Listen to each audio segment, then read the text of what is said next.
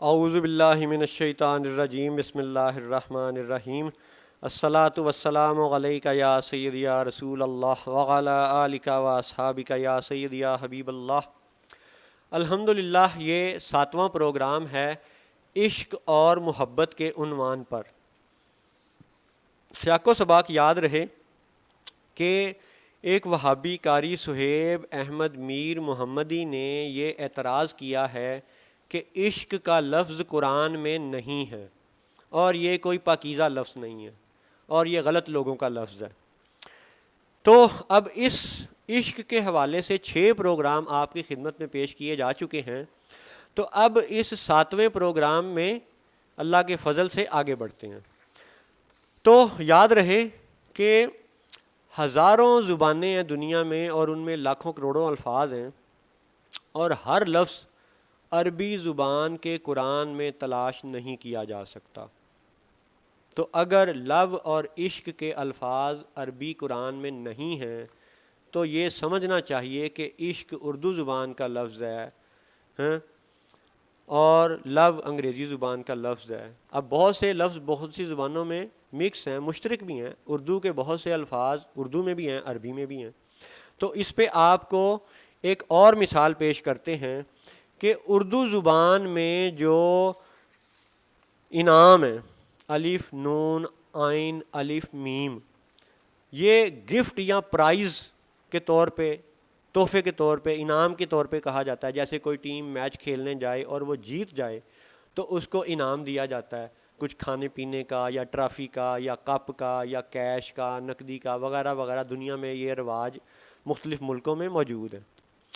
تو اردو میں انعام ایک اچھی بات شمار ہوتی ہے، لیکن عربی میں الف نون عین الف میم انعام یہ جانوروں کے لیے استعمال ہوتا ہے، تو کتنا مختلف ہو گیا۔ اردو میں انعام پرائز کے لیے، PRIZE، یا گفٹ کے لیے، تحفے کے لیے، ہدیے کے لیے، تو اچھی بات ہے، خوشخبری کے معنوں میں ہے، مثبت ہے۔ جبکہ عربی زبان میں الانعام کا ذکر آپ کو سورۃ المائدہ کی پہلی آیت میں نظر آتا ہے، اور وہاں پہ الانعام جانوروں کے لیے مذکور ہے۔ المائدہ کھانے پینے کو کہتے ہیں، خوراک کو کہتے ہیں، رزق کو کہتے ہیں، اور سورۃ المائدہ کی پہلی صورت میں الانعام کا ذکر ہے، اور وہاں پہ الانعام جانوروں کے لیے استعمال کیا گیا۔ اب جناب والا آپ غور کریں کہ اردو میں انعام، پرائز اور گفٹ اور تحفہ اور مثبت بات، جبکہ عربی زبان میں الانعام منفی ذکر ہے یا جانوروں کے ذکر میں ہے۔ لیکن کیا سارے جانوروں کا ذکر بھی منفی ہے؟ نہیں، ایسا نہیں ہے۔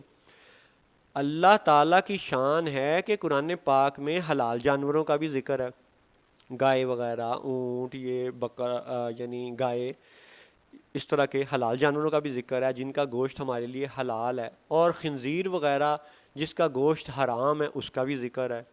تو جانوروں کا ذکر مثبت بھی ہو گیا اور منفی بھی ہو گیا، لیکن الانعام بمعنی جانور ہے، اور اردو میں انعام بمعنی گفٹ، بمعنی پرائز ہے۔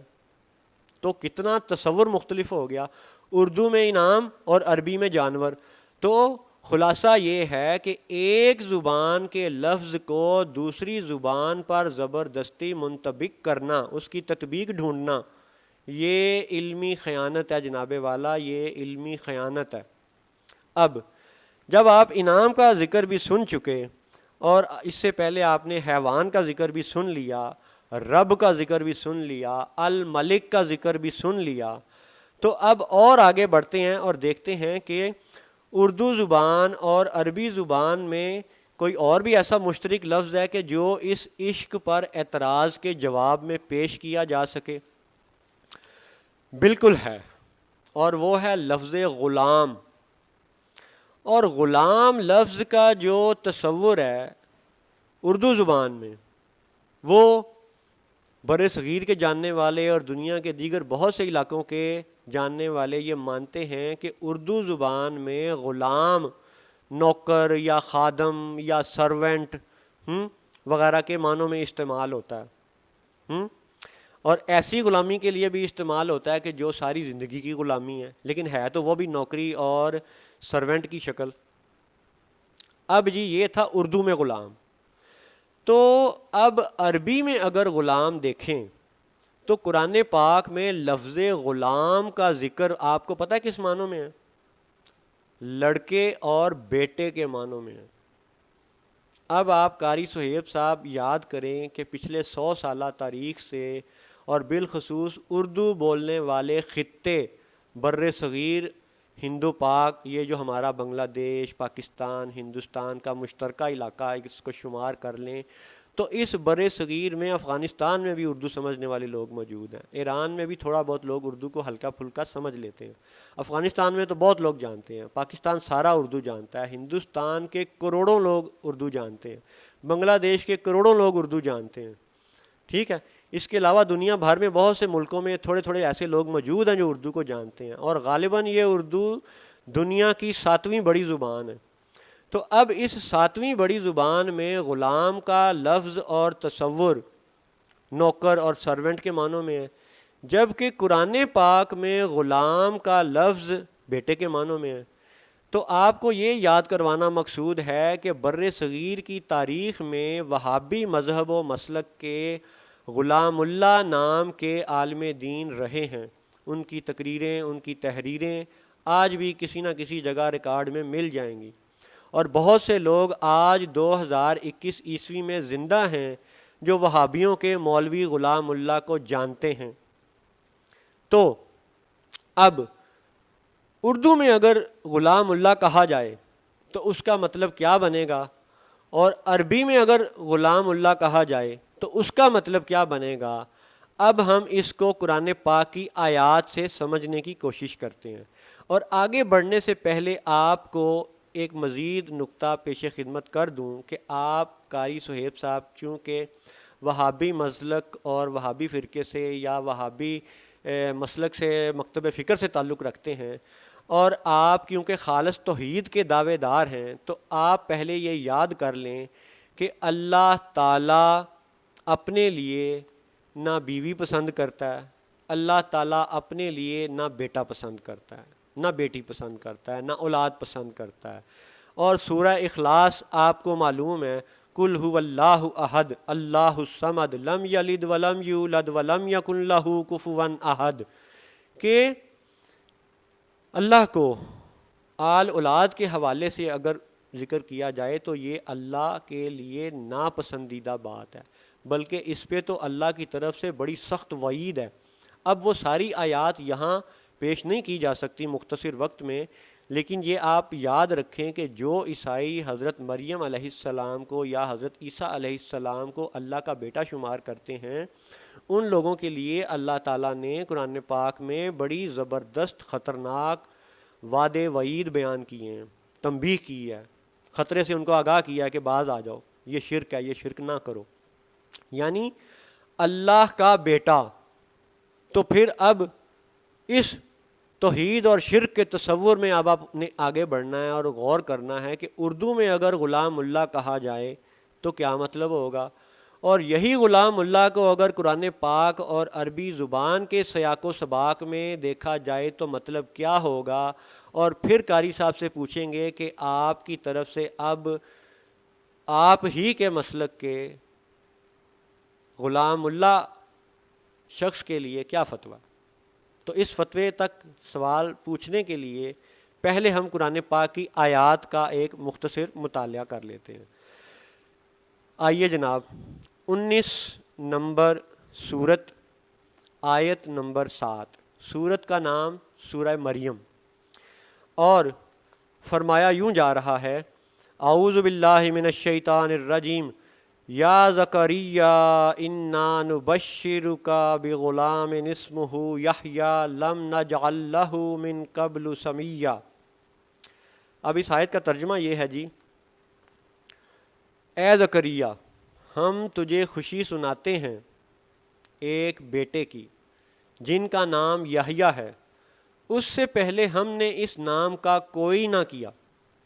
اب پھر عربی الفاظ پہ غور کریں، یا زکریا، اب یہ بیان حضرت زکریہ علیہ السلام کے لیے ہے جو کہ اللہ کے نبی ہیں۔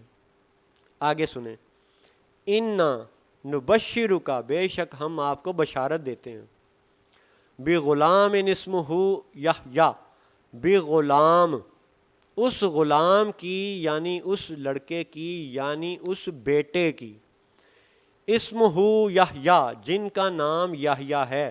اب یحییٰ علیہ السلام کے متعلق بھی یہ معروف ہے کہ وہ اللہ کے نبی ہیں۔ اب جن کو بشارت دی جا رہی ہے وہ بھی اللہ کے نبی، اور جن کی بشارت ملی ہے یحییٰ وہ بھی اللہ کے نبی ہیں۔ اور لفظ کیا ہے؟ غلام۔ تو عربی میں غلام کس معنوں میں آیا؟ لڑکے اور بیٹے کے معنوں میں۔ اب آپ نے اردو میں اس قاری یا عالم غلام اللہ کا نام یاد رکھنا ہے، اور عربی میں غلام اللہ کا مطلب آپ نے قرآن کے سیاق و سباق سے اس کی مطابقت اور تطبیق ڈھونڈنی ہے۔ ٹھیک ہے جناب؟ اب آپ آگے بڑھیں۔ اسی سورہ مریم میں 19 نمبر سورت، 19 نمبر آیت، سورت کا نام مریم۔ اعوذ باللہ من الشیطان الرجیم۔ اب یہ وہ واقعہ ہے کہ جب سیدنا جبریل علیہ السلام اللہ کے حکم سے سیدہ مریم رضی اللہ تعالی عنہا کے پاس پہنچتے ہیں اور انہیں بیٹے کی بشارت اور خوشخبری دیتے ہیں، تو یہ اس واقعے کے سیاق و سباق میں یہ آیت ہے۔ اب آپ اس کی تلاوت سنیں۔ قال انما انا رسول ربک لاہب لک غلاما زکیہ، بولا میں تیرے رب کا بھیجا ہوا ہوں کہ میں تجھے ایک ستھرا بیٹا دوں۔ اب غور کی بات یہ ہے کہ جبریل علیہ السلام کو قرآن و حدیث میں اللہ کا رسول بتایا گیا، یعنی جبریل علیہ السلام بھی رسول ہیں، اور رسول کا معنی پیغمبر، بھیجا ہوا بھی ہے، میسنجر بھی ہے۔ اور وہ یہ خوشخبری کس ذات کے لیے دے رہے ہیں؟ سیدنا عیسیٰ المسیح عیسیٰ بن مریم علیہ السلام کے لیے، اور المسیح عیسیٰ بن مریم علیہ السلام وہ بھی اللہ کے رسول ہیں۔ اور قرآن میں جو یہ لفظ ہے غلاما زکیہ، یہ غلام کا لفظ بیٹے کے لیے استعمال کیا جا رہا ہے، بیٹے کی خوشخبری دی جا رہی ہے۔ اور یہ غلام کا لفظ ایک رسول دوسرے رسول کے لیے استعمال کر رہا ہے۔ قرآن اس کا گواہ ہے، قرآن اس کا ثبوت ہے، اللہ کا یہ بیان ہے، اللہ کا یہ کلام ہے کہ ایک رسول نے دوسرے رسول کے لیے غلام یعنی بیٹے کی خوشخبری دی۔ لِأَهَبَ لَكِ غُلَامًا زَكِيًّا۔ اب جبریل نے کہا میں تجھے ایک ستھرا بیٹا دوں۔ تو اب جناب والا ایک تو آپ لفظ غلام پر غور کریں کہ اردو میں آپ کے قاری غلام اللہ کا مفہوم کیا ہے، اور قرآن کی تطبیق سے عربی زبان کی مطابقت سے غلام اللہ کا مفہوم کیا بنتا ہے۔ تو کیا یہ آپ کی نجدی توحید اور آپ کے نجدی عقائد کے مطابق شرک کا موضوع نہیں ہے؟ تو جب شرک جیسا خطرناک ترین موضوع اس معاملے میں آ جائے تو کیا نام بدلنا بہتر نہیں ہے؟ ٹھیک ہے جناب؟ اب آپ عبد المصطفیٰ یا غلام مصطفیٰ یا غلام رسول کے حوالے سے سوچیں، ٹھیک ہے؟ اس پہ شرک کا فتویٰ نہیں بنتا، غلام اللہ پہ شرک کا فتویٰ بنتا ہے، کیونکہ اللہ اپنے لیے اولاد پسند نہیں کرتا، جبکہ رسولوں کی اولاد ہونا تو قرآن و حدیث سے ثابت ہے۔ ٹھیک ہے؟ فاطمہ سیدہ فاطمہ، سیدنا ابراہیم، یہ حضور صلی اللہ علیہ وسلم کی اولاد ہیں، دیگر اولادیں بھی ہیں۔ تو اولاد کا انبیاء و رسل کے لیے ہونا ثابت ہے، لہٰذا عبد مصطفیٰ، غلام مصطفیٰ نام رکھنا شرک کے زمرے میں نہیں جاتا، کیونکہ انبیاء کی اولاد ہوتی ہے اور ہو سکتی ہے اور ممکنات میں سے ہے اور قرآن و حدیث سے ثابت ہے، جبکہ اللہ اپنے لیے ارشاد فرماتا ہے قل هو اللہ احد اللہ الصمد لم یلد ولم یولد ولم یکن لہ کفوا احد۔ تو جب اللہ ماں باپ سے پاک ہے، اولاد سے پاک ہے، تو پھر لفظ غلام اللہ اردو میں ہو تو اس کی تطبیق آپ قرآن کی عربی زبان سے غلام اللہ پہ کریں تو کیا وہاں پہ آپ کو شرک کا دھڑکا اور کھٹکا محسوس نہیں ہوتا؟ تو جہاں پہ شرک کا خدشہ محسوس ہو تو کیا اس بات سے پیچھے ہٹنا بہتر نہیں ہے؟ کیا ضروری ہے کہ اگر ایک شخص نے ایک غلطی کر لی ہے تو اب آپ اس پہ اڑ جائیں اور تا قیامت اڑے رہیں؟ نہیں، یہ ضروری نہیں ہوتا. معافی مانگ لینے میں بہتری ہوتی ہے، اللہ تعالیٰ معاف فرماتا ہے. تو اگر آپ کے فرقے میں یا آپ کے مسلک میں یا آپ کے مذہب میں یا آپ کے عقائد و نظریات میں اگر مختلف لوگوں نے مختلف یہ زمانوں میں غلام اللہ نام رکھا ہے تو حقیر آپ کو خبردار کرتا ہے کہ ایسا نام مت رکھیں. غلام اللہ کو جب آپ قرآن کی عربی زبان کی تطبیق میں دیکھیں گے تو غلام کا لفظ عربی میں بیٹے کے لیے استعمال ہوا ہے، لہٰذا غلام اللہ نام رکھنا منع ہے. یہ اس حقیر کی رائے ہے قرآن پاک کی آیات کی روشنی میں.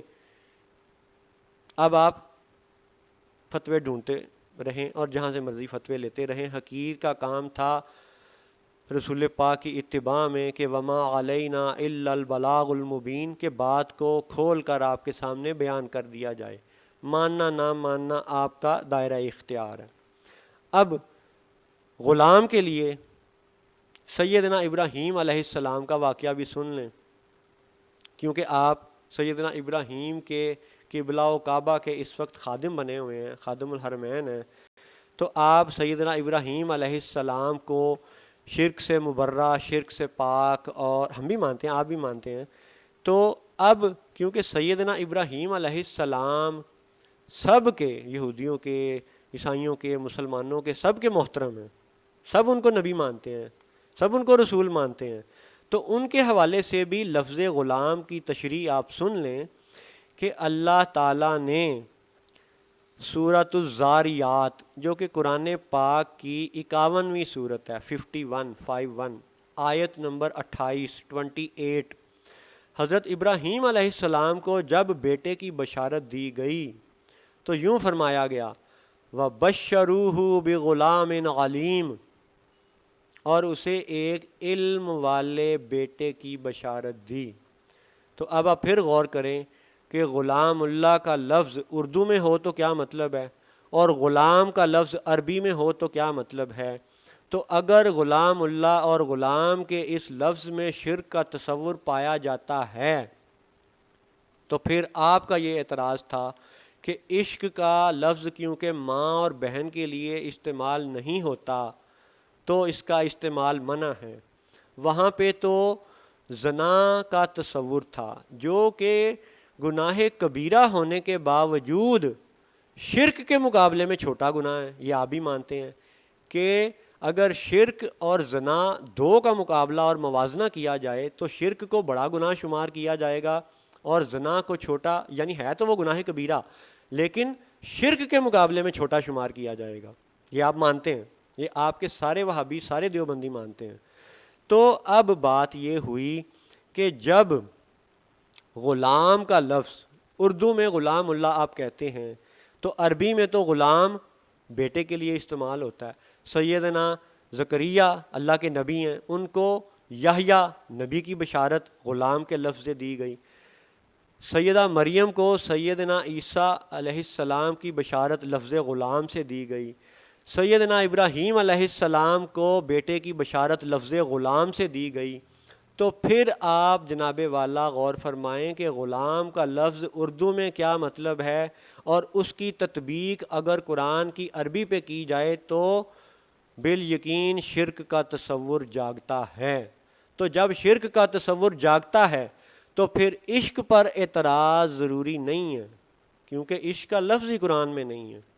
تو جو لفظ قرآن میں ہے ہی نہیں اس کی تطبیق اتنی اہم نہ ہوئی جتنی زیادہ اہم اس لفظ کی تطبیق ہے جو قرآن میں موجود ہے. تو جب قرآن میں لفظ غلام موجود ہے اور اردو میں غلام اللہ اور عربی میں غلام اللہ کے تصورات کو جب آپ یکجا کریں گے تو شرک کا تصور جاگے گا. تو پھر اس پہ فتویٰ آپ کا آنا جناب زیادہ ضروری ہے. آپ لفظ غلام اللہ کو اپنے ماننے والوں میں سے منع کریں کہ وہ غلام اللہ نام مت رکھا کریں۔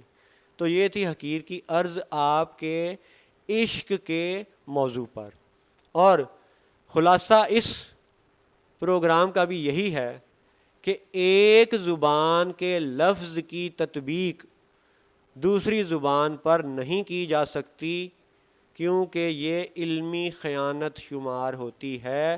اور حقیر بار بار آپ کی خدمت میں یہ عرض کر رہا ہے کہ ابھی آپ جیتے جاگتے اپنی تقریر پر دوبارہ سے غور کر سکتے ہیں اور ایک بہتر اور مکمل بات امت کی بہتری کے لیے دوبارہ سے پیش کر سکتے ہیں۔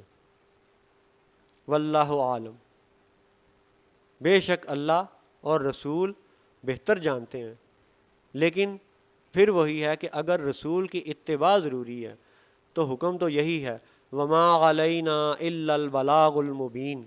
اور حقیر نے اپنی پرخلوص کوشش سے یہ آپ کے سامنے اور اپنے مسلمان بچوں کے سامنے یہ بات رکھ دی ہے کہ لفظ عشق پر اعتراض درست نہیں ہے۔